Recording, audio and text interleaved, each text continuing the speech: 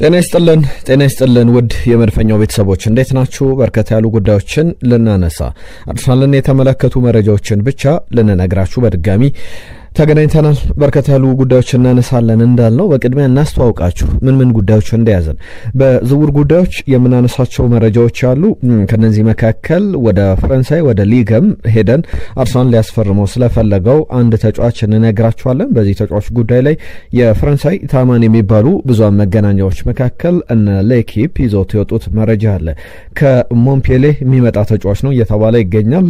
በምን መልኩ ወደ አርሰናል ሊቀላቀል ይችላል የሚለውን ምን አይነት ደረጃ ላይ ያለ ተጫዋች ነው በየትኛው ቦታ ላይ ይጫወታል የሚለውን እንነግራችኋለን። የእናንተን ተሳትፎ እዚህ ጉዳይ ላይ እንፈልጋለን።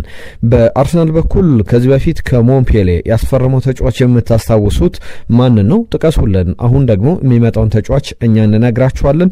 ሌሎችንም ጉዳዮች ከዝውውር ጋር በተያያዘ የምናነሳቸው ሀሳቦች አሉ። ባለፉት ቀናት ሲነሱ ሲንሸራሸሩ የነበሩ ጉዳዮችን እንነግራችኋለን። ከዛ ውጪ ገብርኤል ጄሱስ ስላነሳቸው ጉዳዮች ሚኬል አርቴታ ጋር በተያዘ መቼ የቆመ ኳስ ታክቲክን መጠቀም እንዳሰበ ይናገራል። እሱ እንደ ተጫዋች ከዛ በተጨማሪ አሁን እንደ አሰልጣኝም ጭምር የሚያነሳቸው ጉዳዮች አሉ። ቲየሪ ሄንሪ፣ ጋሪ ኔቭል ስለ አርሰናል ቡድን ያነሷቸው ጉዳዮች አሉ። የርገን ክሎፕም ጭምር በዋንጫ ተፎካካሪነት ጄሚ ካራገር ማን ከዚህ በኋላ ዋንጫውን ሊፎካከር ይችላል? ሊቨርፑል ከተሸነፈ በኋላ በተከታታይ በፕሪሚየር ሊግም በቻምፒየንስ ሊግም ሲሸናነፍ ሰነባብቷል። አሁን ደግሞ ከትናንትና ከሽንፈቱም በኋላ በስቴዲየም የነበሩ ዝማሬዎችን በተመለከተ ስለ ሊቨርፑል እናነሳል። በጣም አስቂኝ ዝማሬዎችን ሰምተናል። ሌሎችንም ጉዳዮች ከፕሪሚየር ሊጉ ጋር በተያያዘ እናነሳለን። ከዛ ውጪ የፕሪሚየር ሊጉን ጨዋታ ከክሪስታል ፓላስና አርሰናል መካከል የሚደረገውን መርሃ ግብር ላይም የተለዩ ወጥ ያሉ ዜናዎችን ይዘናል። በቻላችሁት አብራችሁን ቆዩ። በቀጥታ በቡድኑ በኩል እየተነሱ ስላሉ ጉዳዮች በስፋት እናነሳለን። ከሚኬል አርቴታ ጋር በተያያዘ ዘንድሮ አመቱ ነው እያለ ይገኛል። እኔ እንደ አንድ የአርሰናል ደጋፊ ብቻ አይደለም ይላል ሚኬል አርቴታ። ከሚያነሳቸው ጉዳዮች መካከል በዋነኝነት ስለ ዋንጫ አሸናፊነት፣ ስለ ቡድኑ ትልቅነት፣ ስለ ዘንድሮ አመት አጠቃላይ ሂደትም ሲናገር ለኔ አርሰናል የፕሪሚየር ሊጉ አይደለም የዓለማችን ምርጡ ቡድን ነው ብሎ ይገልጿል። ነገር ግን ዋናውና በጣም ኢምፖርታንት ነገር፣ በጣም አስፈላጊው ነገር በዚህ የውድድር ዘመን ከሁሉም በላይ እንዲሆን ማድረግ ነው አርሰናልን በሚል የሚያስቀምጠው ነገር አለ። ትናንትና ሊቨርፑል ተሸንፏል። ብሬንትፎርድ ከተሸነፈ በኋላ በስቴዲየም የነበሩ ዝማሬዎች በጣም አስቂ ነበሩ። 3-1 በሆኑበት ሰዓት ላይ 3-2 ነበረ ጨዋታው እየተጠናቀቀው። what a waste of money ብለው ምን አይነት የባከነ ገንዘብ ነው ብለው የሊቨርፑል ተጫዋቾች ላይ ሲሳለቁ ተመልክተናቸዋል። አሁን በዋንጫ ፉክክሩ ላይ እነ ጄሚ ካራገር ጭምር የሚያነሷቸው ጉዳዮች አሉ። ዋንጫ ተፎካካሪነት ማን አርሰናል ሊፎካከረው ይችላል በውድድር አመቱ? ገብርኤል ማርቲኔሊ ስለ ዋንጫ ፉክክር ያነሳው ጉዳይ አለ። አስቀድሜ ግን የጄሚ ካራገርን ጉዳይ ላንሳላችሁ። አርሊንግ ብራውት ሃላንድ ብቻ ምናልባት አርሰናልን ሊፎካከር የሚችል ማንቸስተር ሲቲ አላለም። አርሊንግ ብራውት ሃላንድ ሊቨርፑል አሁን ከዋንጫ ተፎካካሪነት ወጥቷል ብሎ ይናገራል። የቀድሞ የሊቨርፑል አምበል የሊቨርፑል ሌጀንደሪ ተጫዋቾች መካከል አንደኛው ጄሚ ካራገር አርሊንግ ብራውት ሃላንድ አርሰናልን ዋንጫ እንዳያነሳ የፕሪሚየር ሊጉን ዋንጫ እንዳያነሳ ሊያስቆም የሚችለው ብቸኛው ሰው እሱ ነው። ከዛ ውጪ ያለሱ ለምሳሌ ማንቸስተር ሲቲን አንስቷል። ያለ አርሊንግ ብራውት ሃላንድ ማንቸስተር ሲቲ ምን ሊመስል ይችላል የሚለውን ጉዳይ ያነሳል። በውድድር አመቱ ላይ ብዙዎችም የገመቱት የሊቨርፑልን የዋንጫ ተፎካካሪነት ምናልባት ከአርሰናልም በላይ እነ ኦፕታ የተለያዩ ዳታዎችን በመጠቀም ጭምር የተለያዩ ሜትሪኮችን በመጠቀም ጭምር ግምቶቻቸውን ሲያስቀምጡ ሊቨርፑል አንደኛው ኦብስታክል ትልቁ አርሰናል ዋንጫ ካላነሳ ሊቨርፑል ያነሳል የሚል ቅድሚያ ግምት አስቀምጠው ነበር። አሁን ግን 8-9 ሳምንታት ከተቆጠሩ በኋላ የአርሰናል ትክክለኛ ተፎካካሪ ሊቨርፑል እንዳልሆነ ማንቸስተር ሲቲም ቢሆን ያለ አርሊንግ ብራውት ሃላንድ የሚፎካከር ቡድን እንዳልሆነ እየተመለከተን እንገኛለን። የሊጉ ምርጥ ስኳድ ያለው ቡድን ይመስል ነበር ሊቨርፑል። ነገር ግን አሁን ስለ ሊጉ ምርጥ ስኳድ ሲነሳ የአርሰናል ስም በቀዳሚነት የሚነሳው ነው። ማንቸስተር ሲቲ በጣም ለውጥ ፈጣሪ ተጫዋች አለው። ይህም ኖርዌያዊው የአርሊንግ ብራውት ሃላንድ ነው። ዘንድሮ የግብ መጠኑ በጣም አስገራሚ ነው። 15 ግቦችን በ11 ጨዋታዎች አስቆጥሯል። በሁሉም ውድድሮች አንድ ጨዋታ ላይ ብቻ ነው ግብ ያላስቆጠረው። በቶትናም ሆትስፐር 2-0 ድል ላይ ኦገስት ላይ በተደረገው ጨዋታ አላስቆጠረም። በተከታታይ ጨዋታዎች ላይ ግብ ያስቆጠረ ቀጥሏል። በዚህም ሃርሊንግ ብራውት ሃላንድ ባይኖር ኖሮ ማንቸስተር ሲቲ አራተኛ ደረጃን ይዞ ለማጠናቀቅ የሚፎካከር የቶፕ 4 ቡድን ይሆን ነበረ። ነገር ግን ሃርሊንግ ብራውት ሃላንድ ስላለ ምናልባት ማንቸስተር ሲቲ ከተፎካከረ በዛ ምክንያት ነው የሚል ጉዳይ አስቀምጧል። ጋብሪኤል ማርቲኔሊ በእርግጥ ስለ ዘንድሮ ውድድር ዘመን ስለ ዋንጫ ተፎካካሪነት ያነሳቸው ጉዳዮች አሉ። የርገን ክሎፕም የተናገሩት ነገር አለ። ከጋብሪኤል ማርቲኔሊ ጋር በተያዘ ሁሉ ጊዜ የሊጉ አናት ላይ መቀመጥ ቀላል ነው፣ ነገር ግን እሱን አስጠብቆ መቀጠል ነው ከባዱ። እሱ ላይ እየሰራን እንገኛለን፣ ዘንድሮ እሱን ለማሻሻል ነው የምንሞክረው የሚል አስተያየቱን ሲሰጥ ተመልክቼዋለሁ። በእርግጥም አርሰናል አሁን ጀምሮታል እስከ ውድድር አመቱ ድረስ ሚኬል አርቴታ ሳምንት በሳምንት ሊጉን እየመራን ማጠናቀቅ እንፈልጋለን ሲል ነበር። ያንን ለማድረግ ደግሞ ጥሩ ስኳድ አለው። በስኳድ ደረጃ የሚነሱ ነገሮች አሉ፣ በዛ እናምናለን ይላል ጋብሪኤል ማርቲኔሊ። ያንን ትልቅ ነገር በዚህ የውድድር ዘመን ዋንጫውን ለማሸነፍ እንደምንበቃ እንደምናሳካውም እናምናለን በሚል የሚያነሳቸው ጉዳዮች አሉ። ከዛ ውጪ በአርሰናል በኩል ለአርሰናል መጫወት ከዛ በተጨማሪ አርሰናል ዋንጫ እንዲያሸንፍ ማድረግ ፕሪሚየር ሊጉን፣ ኤፍኤ ካፑን፣ ሊግ ካፑን፣ ቻምፒየንስ ሊጉን እንዲያሸንፍ ነው የምንፈልገው። በተወዳደርንባቸው ውድድሮች ሁሉ ማሸነፍ ነው ዘንድሮ እቅዳችን። ከዛ ውጪ የለንም። በተለይ የዓለም ዋንጫ አመት በመሆኑ ሁሉም ተፎካካሪ ሆኖ የቀረበበት የውድድር አመት ነውና በዛ ደረጃ ተፎካካሪ ሆነን ለመዝለቅ እንሞክራለን ብለዋል። የርገን ክሎፕን በተመለከተ በአርሰናል ቡድን ውስጥ እንግዲህ ያለውን የስኳድ ደረጃ ጥራት እያነሳን ባለፉት ሳምንታት በተደጋጋሚ ብዙ ሀሳቦችን አንስተናል። ከየርገን ክሎፕ ጋር በተያዘ አርሰናል የሊጉ የዓለማችን ቤስቱ ቲም ነው ብለዋል። የሊግ ብቻ አይደለም፣ ምርጥ አታኪንግ ተጫዋቾች፣ የማጥቃት አማራጮች፣ ምርጥ አጥቂዎችን የያዘ ቡድን ነው። በአማካኝ ደረጃ ምርጥ የዓለማችን ምርጥ አማካዮችን ለምሳሌ እሳቸው አጥብቀው ሲፈልጉት የነበረው ማርቲን ዙቢሜንዲ በአርሰናል ነው ያለው። ዴክላን ራይስ የትኛውን ቡድን ውስጥ ቢገኝ የትኛውን ቡድን ውስጥ መጫወት የሚችል ተጫዋች ነው። ሰሞኑን ሚኬል አርቴታ ስለ ዴክላን ራይስ ሲያነሳ ቶታል ፉትቦለር ይሏል።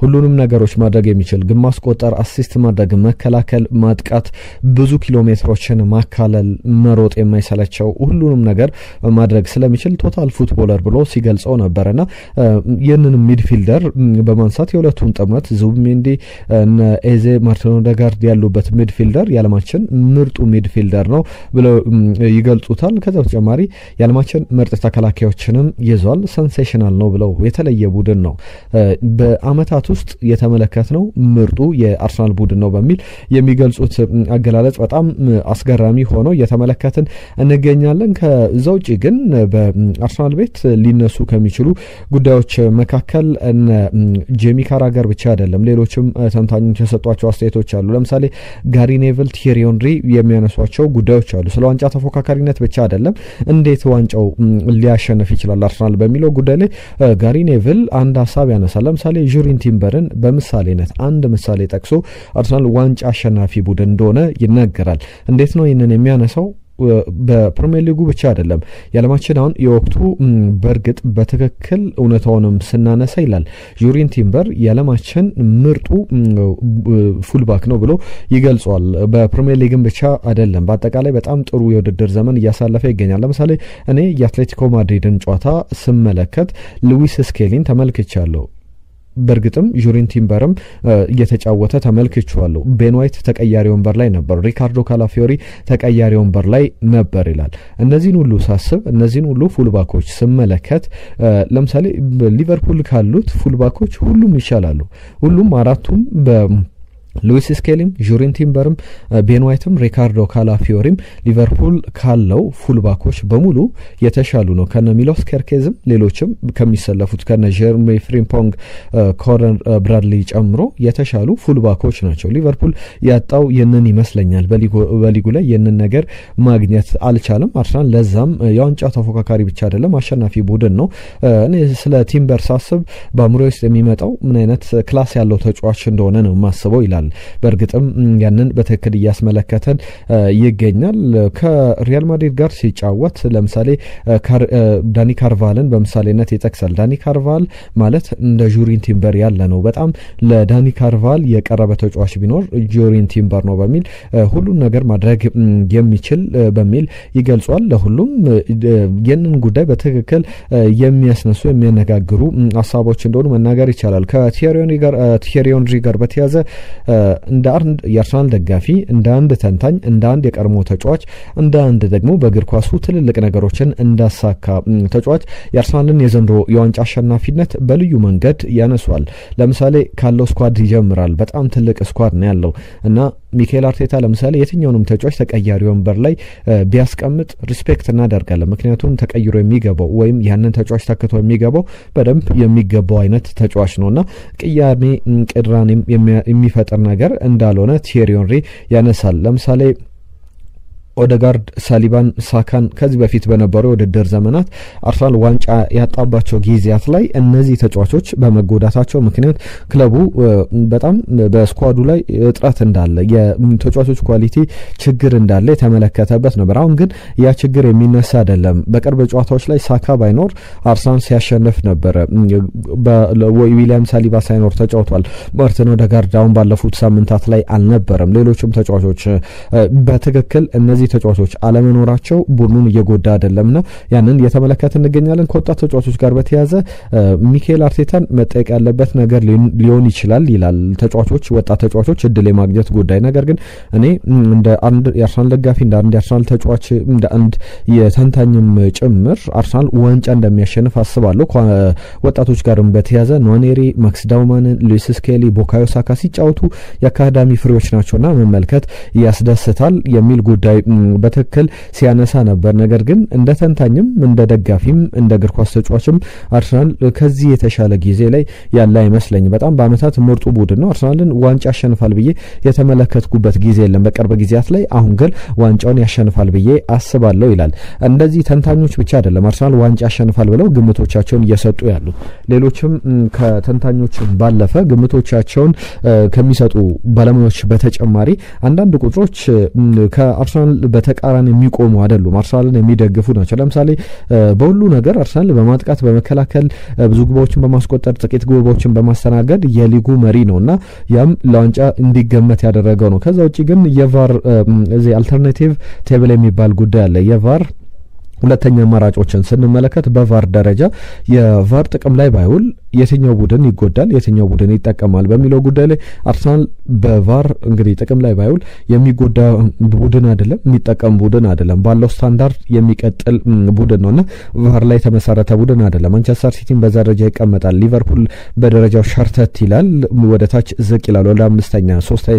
ከዛ በተጨማሪ ትናንትና ከነበረበት ደረጃ አስቀድሞ ያለ ደረጃ ነው እየጠቀስኩላችሁ ያለው። ክሪስታል ፓላስ ወደ ላይ ከፍ ብሎ ይቀመጣል። ቦርመዝ ባለበት ይቀመጣል። ማንቸስተር ዩናይትድ ባለበት ይቀመጣል። እነ ቼልሲ በጣም 2-3 ደረጃዎችን ያሽቆለቁላሉ። አርሰናል ግን በቀዳሚነት ከላይ የሚቀመጥ ቡድን እንደሆነ የሚያሳዩ ጉዳዮች አሉ። ሚኬል አርቴታ ስለ ሴት ፒስ ተጠይቆ ነበር። ከሴት ፒስ ጋር በተያያዘ እንዴት ነው በአርሰናል በኩል ሴት ፒስን ለመጠቀም የወሰንከው ተብሎ ሲጠየቅ ሚኬል አርቴታ በጣም አስገራሚ ምላሽ ሰጥቷል። መቼ ነው ሴት ፒስ ስፔሻላይዝድ ማድረግ እንዳለብህ ያሰብከው ፎከስ ያደረከው መቼ ነው ሴት ፒስ ላይ ሲባል ከ10 ዓመት በፊት ብሎ አስገራሚ መልስ ሲሰጥ ነበረ።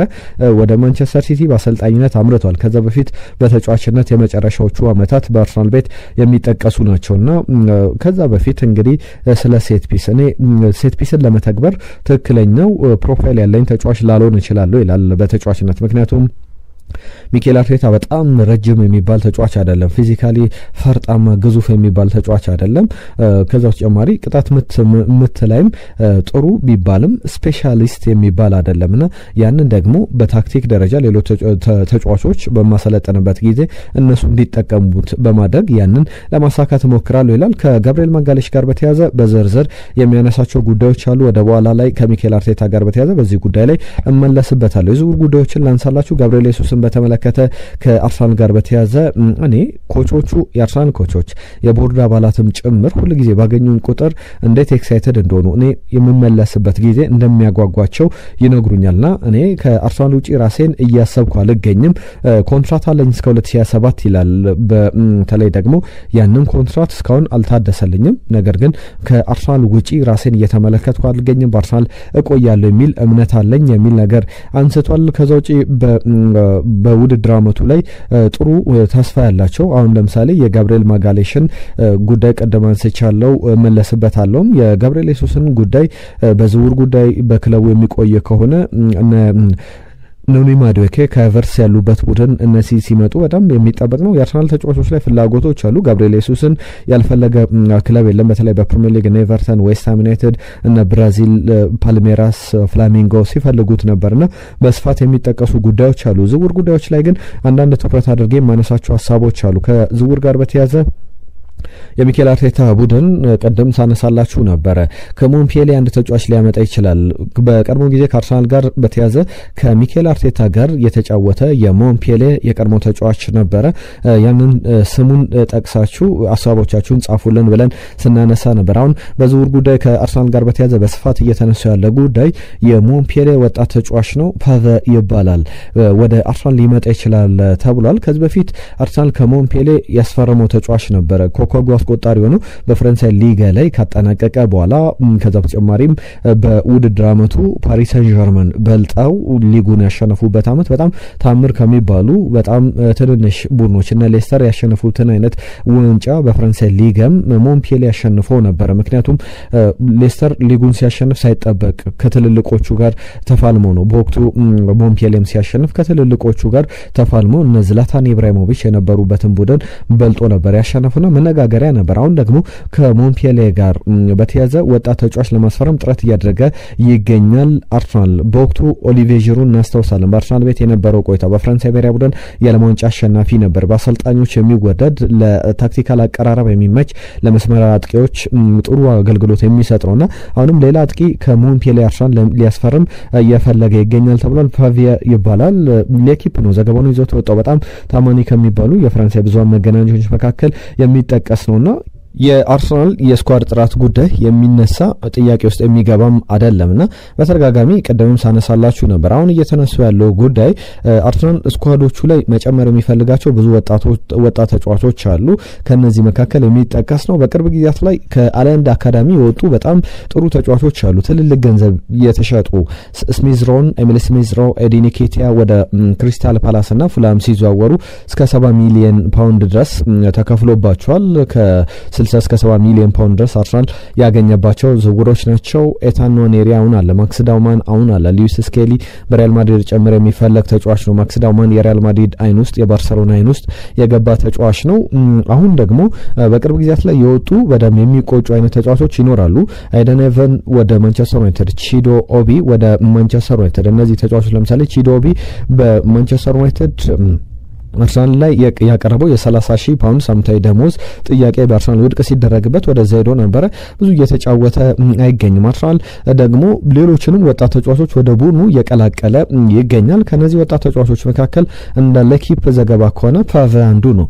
በጣም ጥሩ ተጫዋች ነው። በዩስ ሲስተም ውስጥ በሞንፔሌ ያለፈ ገና 15 ዓመቱ ላይ ይገኛል። በቀጣይ ጊዜያት ላይ ትልቅ ኮከብ የሚሆን ለምሳሌ በቅርብ ጨዋታዎች ላይ ከ17 ዓመት በታች በያዝነው ውድድር ዘመን ከ19 ዓመት በታች ቡድን ውስጥ የተጫወተ በ24 ጨዋታዎች 27 ግቦችን ያስቆጥሯል። በየጨዋታው ግብ የሚያስቆጥር ከዛ በላይ 2-3 ግቦችን እያስቆጠረ የሚወጣ በጣም ድንቅ ታለንት ተጫዋች ነው። ወደ አርሰናል አካዳሚ ይገባል ተብሎ እየተጠበቀ የሚገኝ ተጫዋች ነው። ፓቨን ጉዳይ በስፋት በቀጣይም ጊዜያት ላይ እንመለከተዋለን። ምን አይነት ፕሮግረስ ይኖረዋል የሚለውን ጉዳይ እናነሳለን። ከጨዋታው ጋር በተያያዘ ክሪስታል ፓላስ ከአርሰናል በጣም ተጠባቂ ጨዋታ ነው። አርሰናል ማሸነፍ የሚችል ከሆነ ነጥቡን በደንብ ከሊቨርፑል በ7 ነጥብ ማራቅ ይችላል። ለምሳሌ የዘንድሮ የውድድር አመት ላይ ሊቨርፑል ከሳምንታት በፊት የ4 ሳምንት እድሜን ብቻ ላንሳላችሁ። በ4 ሳምንት ውስጥ ሊቨርፑል በደንብ በርቀት እየመራ የነበረበት ጊዜን እናስታውሳለን። በሊጉ ላይ የሊቨርፑልን ቆይታ ስንመለከት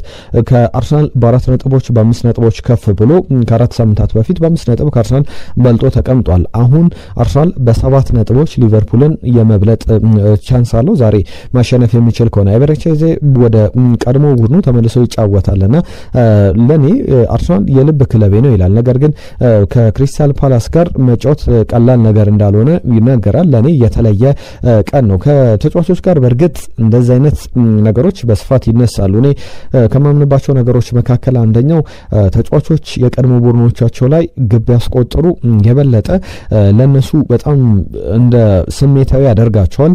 አንደኛ የቀድሞ ቡድናቸውን እንደ መጉዳት ሆኖ ሊቆጠር ይችላል። ነገር ግን ለነሱ በዛ ጨዋታ ላይ አንዳንድ ተጫዋቾች ያላቸውን ሪስፔክት ያላቸውን ፍቅር ለመግለጽ ትክክለኛው አጋጣሚ ግብ ካስቆጠሩ በኋላ ለቀድሞ ቡድናቸው የሚያሳዩትን ሪስፔክት ነው። ለደጋፊዎች ሄደው ይቅርታ የሚሉበት ሳይጨፍሩ ደስታቸውን ሳይገልጹ የሚያሳልፉበት መንገድ ከቀድሞ ቡድናቸው ጋር የበለጠ ትስስራቸውን ሊያጠናክሩበት የሚችሉበት ነውና ኤቨረቼዝም ያ እድል አለው ዛሬ ክሪስታል ፓላስ ከአርሰናል በሚያደርጉት ጨዋታ ላይ።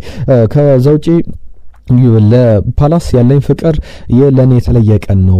ለፓላስ ያለኝ ፍቅር በእግር ኳስ ሌላ አይነት ሌላ ጨዋታ ሌላ መደበኛ ጨዋታ ነው፣ ነገር ግን ለኔ የተለየ ቀን ነው ይላል። ለፓላስ ያለኝ ፍቅር ለደጋፊዎቹ፣ ለተጫዋቾቹ፣ ለቡድን አጋሮቼ ሁሌም እዛው የተቀመጠ ነው፣ ትልቅ ቦታ አለኝ ብሎ ያነሳል። አርሰናልና ፓላስ በቅርብ ጨዋታዎች ላይ ፍጹም የበላይነት በአርሰናል ላይ የተወሰደበት ነው። ለምሳሌ ከ2022 ጀምሮ ማርቲኔሊ ያስቆጠረበት ጨዋታ የምታስታውሱት ነው። 2-0 ያሸነፈበት 4-1 ግራኒት ዣካ ያስቆጠረበት ጨዋታ ላይ 1-0 ደግሞ 2023 ላይ ኦገስት ላይ የተደረገ ጨዋታ ነበረ። 5-0 ጃንዋሪ ላይ፣ 5-1 ዲሴምበር ላይ 2024 ላይ የተደረጉ ጨዋታዎች ነበሩ። 2025 ላይ ባለፈው የውድድር ዘመን ሁለተኛው አጋማሽ ላይ 2-2 የተጠናቀቀ ጨዋታ ነበረ ኤምሬትስ ላይ። አሁን ደግሞ በፓላስና በአርሰናል መካከል የሚደረገው ጨዋታ የበለጠ ትኩረትን የሚስብ ነው። 6 ጨዋታዎች ላይ በተከታታይ 5ቱን አሸንፏል ከኦገስት 2022 ጀምሮ። የዛሬው ጨዋታም ከዛ የተለየ መልክ አይኖረውም። አርሰናል አሸንፎ ነጥቡን በደንብ ማስፋት ይችላል ተብሎ የሚጠበቅበት አይነት መርሃ ግብር ነው። ግራኒት ዣካን ቀደም ሳነሳላችሁ ነበረ። ቸልሲ ትናንትና ሲሸነፍ ግራኒት ዣካ ድንቅ ብቃቱን አሳይቷል። በሰንደርላንድ በኩልም ወደ ሁለተኛ ደረጃ ወደ ነጥቡን ወደ 17 ያሳደገበት ጨዋታ ነበረ። ለሁሉም እነዚህ የሚነሱ ጉዳዮች ናቸው። ከአርሰናል ጋር በተያያዘ የዛሬው የተለየ ጨዋታ ነው። ቢግ ጋብሪኤል ማጋሌሽ ግን በጨዋታው ላይ ከስኳዱ ጋር ትናንትና ልምድ ሲሰራ አልተመለከትኩትም። በዛሬው ጨዋታ ላይ ይኖራል ብዬ አልጠብቅም። ከዛ ውጭ ግን ሌሎች ጉዳዮች ሌሎች ተጫዋቾች እንደተጠበቁ ናቸው።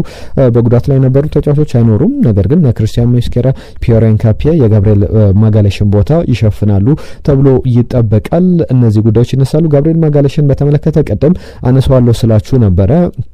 አንደኛው የጉዳት ዜናው ነው። ትናንትና ከአርሰናል ስኳድ ጋር ልምምድ ሲሰራ አልተመለከትኩትምና ሚኬል አርቴታ ሰርፕራይዝ ያደርጋል። ቡድኖችን ተጫዋቾች ሳይኖሩ ድንገት በጨዋታው ላይ ሲያሰልፋቸው በተደጋጋሚ ባለፉት ዓመታት ተመልክተናል። የጋብሪኤል ማጋሌሽ በዛ አይነት ኬዝ ካልተመለከት ነው በጨዋታው ላይ አይኖርም። ነገር ግን ፒየር ኤንካፒዬ ይኖራል ብዬ እጠብቃለሁ። በሱ ቦታ ላይ እሱን ተክቶ ይጫወታል። ሚኬል አርቴታ ስለ ጋብሪኤል ማጋሌሽ የሰጠው አስተያየት በጣም አስገራሚ ሆኖ ተመልክቼዋለሁ። ለምሳሌ ጋብሪኤል ማጋሌሽን ተመልከቱት ይላል ሚኬል አርቴታ። እኔ እንዲኖረኝ የምፈልገው ተጫዋች ሁሉን ነገር የሚያሟላ አይነት ተጫዋች ነው ጋብሪኤል ማጋሌሽ በሚል ያነሳል። ተመልከቱት ይላል። ለኔ እንደ ሴንተር ባክ እሱን አይነት ተጫዋች ነው የምፈልገው። ሁለቱንም ቦክሶች ዶሚኔት ማድረግ የሚችል ሲከላከል እንደ አንድ ወርልድ ክላስ ተከላካይ የሚከላከል ሲያጠቃም እንደ አንድ ወርልድ ክላስ አጥቂ ማጥቃት የሚችል ነው ይለዋል። በጣም በጭንቅላት ኳስ አጠቃቀም ቦታ እየያዙ የቆሙ ኳሶች ላይ ሱፐር ዶሚኔንት የሚባል ተጫዋች እንደሆነ መናገር ይቻላል። ፕሬዘንሱን ማስተዋል ማየት ይቻላል። ስጋት ሲገባቸው ተጋጣሚ ቡድኖች ያንን ተመልክተናል። ለምሳሌ ጄሚ ካራገር ከሰሞኑ አንድ አስተያየት ሲሰጥ ነበር። እኔ በቆሙ ኳሶች ላይ እንደ አርሰናል አይነት ዶሚኔት ማድረግ የሚችል ቡድን ተመልክቼ አላቅም በሚል ዝርዝር ጉዳዮችን ያነሳል። በተለይ ከቆሙ ኳሶች በተገኙ አጋጣሚዎች ሁሉ ያንን ታስተውላላችሁ። አርሰናል ግብ የሚያስቆጠር ይመስላል ሁሉንም ኳሶች። ያንን ደግሞ መፍጠር በሚኬል አርቴታ ስር ተችሏል ብሎ ጄሚ ካራገር ሲናገር ነበር። ለዚህ ደግሞ አንደኛው ቁልፍ ሰው ጋብሪኤል ማጋሌሽ እንደሆነ ማንሳት ይቻላል። ሚኬል አርቴታም ያንን በተመለከተ ነው ይህንን አስተያየት የሰጠው። ሚኬል አርቴታ አስተያየቱን ሲቀጥል ሰዎች በደንብ ፕሬዘንሱን መመልከት ትችላላችሁ፣ እንዴት ቡድኖቹን እንደሚመራ እንዴት እንደሚያወራ ከአርሰናል ተጫዋቾች ጋር ቦዲ ላንጉጅ የሰውነት ቋንቋው ሁሉን ነገር የምትወዱለት አይነት ነው።